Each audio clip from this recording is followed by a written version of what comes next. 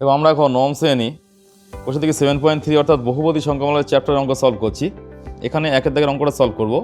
আচ্ছা, ভাগশেষ উপপাদ্য প্রয়োগ করে আমরা থিওরিতে যে ভাগশেষ উপপাদ্যের কথা বলেছি, সেই ভাগশেষ উপপাদ্য প্রয়োগ করে x³ - 3x² + 2x + 5কে x - 2 দ্বারা ভাগ করলে প্রতি ক্ষেত্রে কত ভাগশেষ পাবো আমাদের হিসেব করে লিখতে হবে।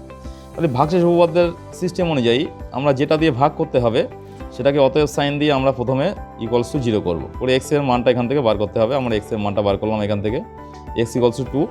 এবারে f of x অর্থাৎ ফাংশন অফ x কি দেওয়া আছে এখানে, x³ - 3x² + 2x + 5। এবারে আমাদের কি করতে হবে, ভাগশেষ উপপাদ্য প্রয়োগ করতে হবে। x = 2 আছে, তাহলে ফাংশন অফ 2 এর মানটা আমাদের বার করতে হবে, অর্থাৎ x এর স্থানে সব এই যে f of 2 অর্থাৎ x = 2 আমরা সব মানটা বসিয়ে দেবো। x এর স্থানে মানটা বসিয়ে দিয়েছি, এখানে সব জায়গায় বসিয়েছি।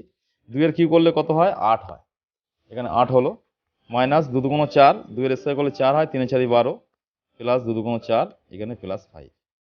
এবার কি করব, এখানে দেখো 17 হয়েছে, এখানে 4 আর 5 9, যেগুলো যোগ চিহ্ন আছে সেগুলোকে যোগ করে নেব। 9 আর 8 17, -12 সাইডে থাকছে। 17 থেকে 12 বাদ দিলে কত, 5।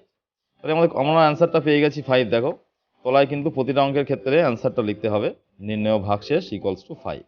তবে এইভাবে ভাগশেষ উপপাদ্য প্রয়োগ করে আমরা প্রতিটা অঙ্ক পরস্পর সলভ করব।